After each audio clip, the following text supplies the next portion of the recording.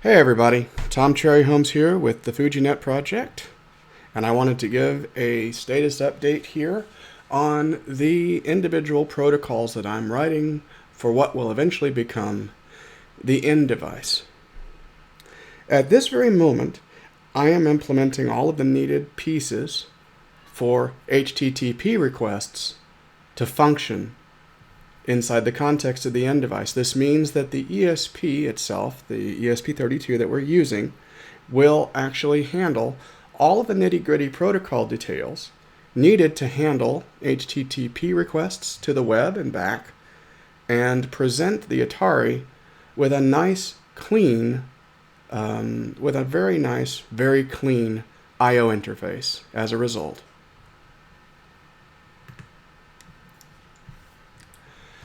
If you check out the code most recently here, you'll actually see that a lot of work has been added in here, specifically for dealing with multiple types of HTTP requests, get, posts, and put currently. I'd actually like to add support for delete and a few other verbs that typically aren't used, but for more modern web services we may actually see them. And you also see some what are called HTTP protocol states here for when we're grabbing data versus whether we're grabbing the data for the headers versus when we're asking for headers to actually be collected. This last state may not make sense immediately here, but I will explain it in short order. Currently, we actually support a maximum of 16 headers that can be grabbed. If we need more, I'll take and bring that up, but I think 16 headers should be sufficient. And we have a little index here that gets counted as the headers get returned back to the Atari. If we look a little bit further, we go into Network Protocol HTTP, and we'll actually see that here we have more actually happening here. You can see the individual open requests, and you can see these are aux1 values for request. 12 is get, 13 is post, 14 is put. And these actually get thrown up in here into start connection and are handled ever so slightly different because of the way that the HTTP protocol expects data to be ferried across whenever each of these verbs are actually used. So the code here is going to be ever so slightly different. When you actually open a connection, you can see here that all it's basically doing is setting up the HTTP client object to actually be ready to start handling this request. It doesn't actually open and do the request when you do the open. Instead, the request is actually done whenever an I/O operation is requested, such as doing a read, doing a write, or getting the status of the connection here. Now, the reason for this, again, like with all of the other protocols and whatnot, you'll notice that actually what happens is we actually get the number of bytes available, for example, and return that as part of our status request. You'll see that this is for the data state when you're actually retrieving the body of an HTTP request back, versus when you're grabbing the header data. In the case of the header data, you'll see here that we actually get the length of the data of the next header that you get back, versus collect headers, which doesn't return any interesting status information, but just indicates that you're in collect header mode. We needed to do something here. So you'll also notice that for header and body here, we get a result code of the request in question here, so that you can act upon this appropriately. This is the HTTP result code, such as 200 for OK, 404 for not found, etc. Now, of special note here, you'll notice that the write behavior is actually different depending on whether or not what state that you're actually in. If you're grabbing data, for example, the write starts the connection, which when we start the connection here, you'll see that the start connection behavior for post is actually a little bit different, because we go ahead and send off the buffer that is provided to the post, because it's assumed that when you do a post, the first thing that you're going to do is literally put or print your post data out, and then immediately get the headers and or data back from that response. I'm not sure what to do in the case of get yet, so you'll notice that for post, if you try to do a write on a get request, it just doesn't do much of anything except just start the connection. We're going to see how well that actually works. For headers, we go ahead and pull the next header out and return the data for that header. Or in the case of printing a header, like for a post request or for a specific specific get request, we add that header to the request. We notice that we don't start the connection in this case, because because in this case we're just gathering headers so that when the request is actually sent off, those headers are sent. For collect headers, we do a little bit more work here, a little end of line translation, and we go ahead and put these headers into what we call a header collection for headers that we want to retrieve back. And then I have a little bit of debugging here that I'm going to pull out now that I know that this actually works correctly. That just shows me that the headers were actually being fetched properly. So essentially what this means, if we go ahead now and look at this from the other side, you'll recall from previous videos that I'm not writing the CIO handler just yet, but instead I have a series of test programs which actually do the job of testing each of these individual pieces of functionality. If we go ahead, for example, and go into InHandler and look at the test programs, let's go ahead and select the folder. You're going to see my window flip a little bit here as it adjusts itself. And you'll see our individual in test programs here. And you'll see the usual ones that I've used before: in read, in write, in open, in close. But you also see two more here that have been added. And these correspond to the particular states that we want to pull into. For example, when we want to get the data of a particular header, we send an SIO command to state that we want to get that header. Conversely, the same thing for NHDRXCOLL, which means we want to collect headers. We send another SIO command indicating that instead we want to take and tell it which headers we want to get. Now you'll see these in action in just a few moments, and I will tell you what these actually mean and the consequences of them. Let's go ahead and go back to the workspace here, because I want to take and pull out one final point before I actually demonstrate these. Let's open a workspace, back up.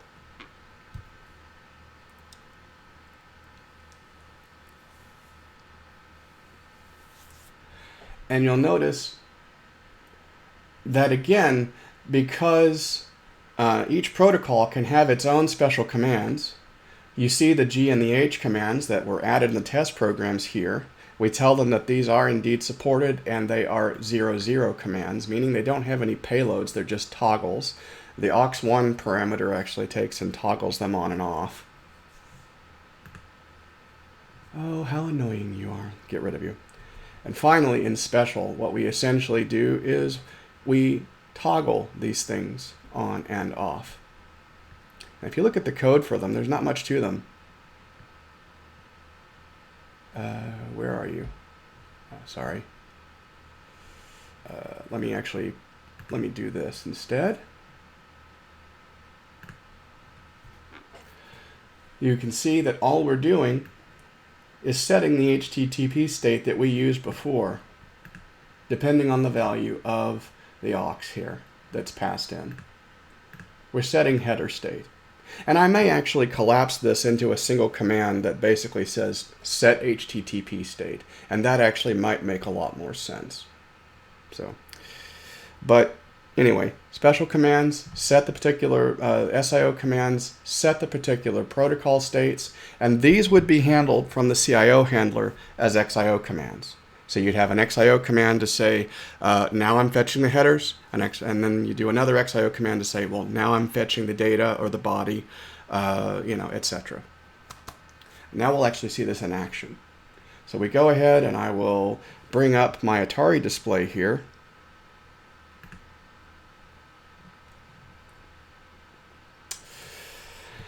And we will power on the system here. Now I'm going to go ahead and reset my FujiNet to get this thing nice and cleaned up here. And we're going to set up our little test environment.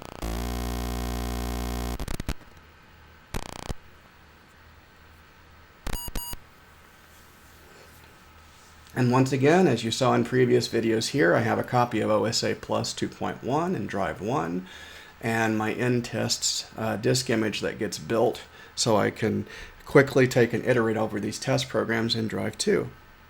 Go ahead, hold down Option, boot this sucker up,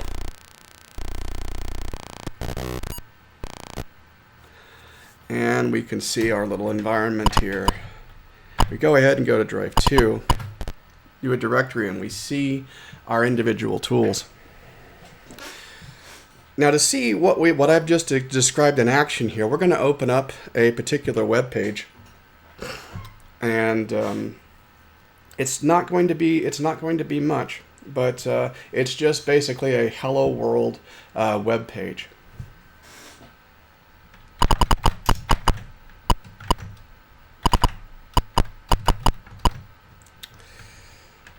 And yes, the URL format will be changing to something far more standardized very shortly, but I'm punting that until I get more functionality put in. Now, as I made in the previous video here, you'll notice that I'm putting a 2 in aux2. This translates line feeds to EOL characters and vice versa. And since this is a 12, this means that it's a GET request. It's now opened. And then we can now, of course, do an end status on it. Well, we've got 264 hex bytes here. Yeah, that's, that equates roughly to 612 bytes or so, more or less. So we'll go ahead and read the data out. You can see right there. You'll notice the characters here, particularly down here, and you'll notice that those 2 characters right there, those are actually corresponding to the curly brace characters. Those don't have equivalents in the standard Atari character set. We read again, and if we actually do an end status here, you'll actually see the byte length change. Since we read 256 bytes, the second byte changes, and now we've got that many bytes left. We read again. More of it comes through.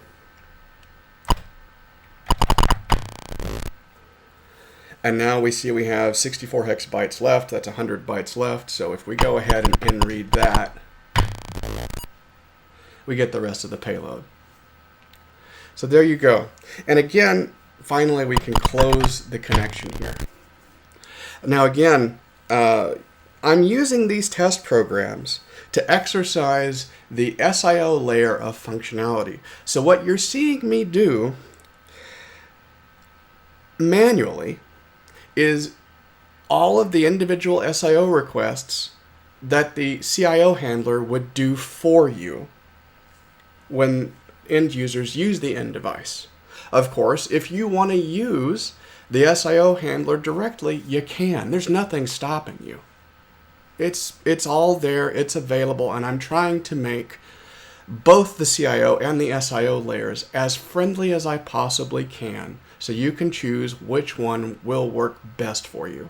Use the CIO handlers in BASIC, versus if you're writing something in C, you might actually want to use the SIO calls and DCBs directly, or in Action, you might want to use those things directly.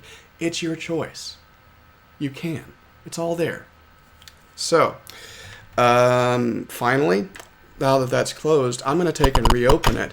Except this time, we're going to do something a little different. We're actually going to take and read the headers from the. We're going to read a couple headers from this from this request here. So we'll do the request again.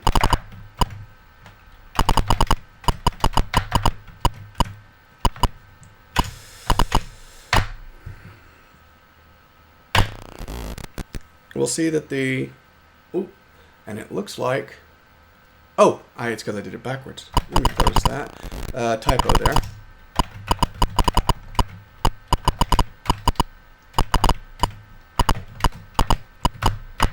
Slash 80. Yeah, again, the URL format will be changing shortly. So now we see that opened. And in order to retrieve any headers for this request, we have to tell the ESP which headers that we are interested in. So let's do that. First, we have to set a flag to the SIO device to indicate that the next writes that we do are the headers that we want. So there's our test program sending off the SIO command. And at this point, if I do an NWrite, I can start asking for headers. HTTP headers are case sensitive, so you need to be sure to enter them correctly.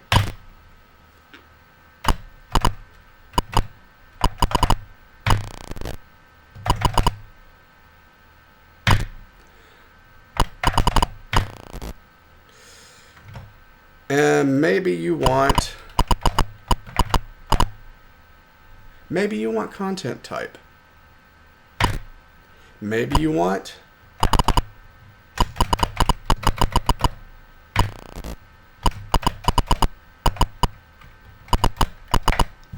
content length, and so on. Let me actually verify something real quick before I do that. Can I? Give me just a moment. Yeah, and yeah, that's good. So we're good there. You can ask for other things too, like accept ranges. Any valid HTTP header that you might want to get that you know that's going to be returned, you can ask for here. So now all of those are in place. And since we asked for them in this order, when we retrieve those headers, we will retrieve those headers in this order.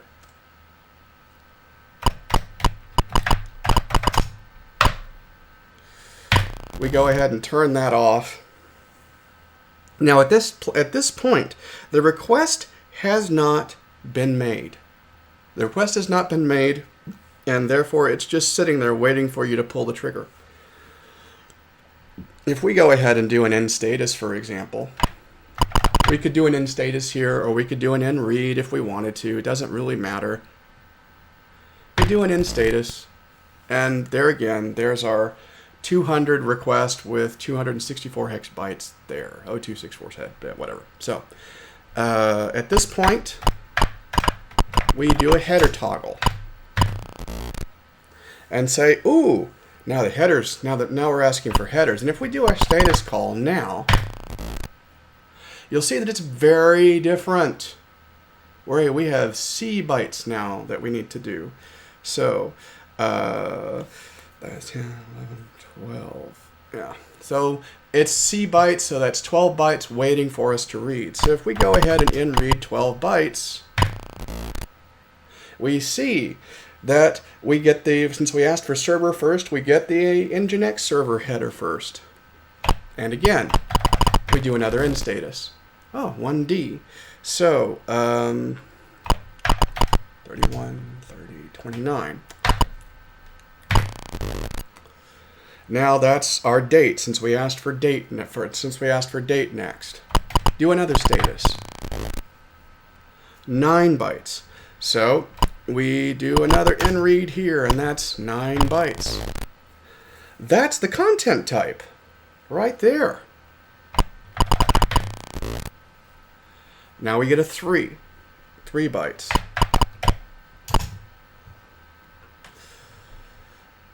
Now we get 3 bytes, and that's our content length, and it returns 612. Okay, great. So that does everything that we need. We turn that off, and finally we can actually, if we go back to end status now, we still see that we have our body that we can read. Nread 256. Nread 256. Nread 256. So 256 and 100. I think, yeah. And that's it. So there's our body. Finally, we can take and close that off. So, I mean, in conclusion, you can start to see now how a basic program, how an action program, how something written in C or Pascal can use the SIO functions to do complicated HTTP requests or complicated FTP requests to essentially have the ESP abstract and make much easier for the Atari very complex protocol requests, and therefore basically be able to connect to all sorts of internet services. It's also worth reminding that TLS will be possible, so HTTPS is within the reach, is within capabilities. SSH is within the realm of capabilities. Since we're offloading everything onto the ESP, all of these things become possible and then some. So I'll go ahead and leave you guys now. I'm going to be continuing to work on this particular functionality, at least for the next few weeks, as I take and basically try to get the end device as tidied up as possible. After that, it's going to be months of careful cleaning up, polishing, and getting this thing ready for general use. So until next time, guys. Have fun.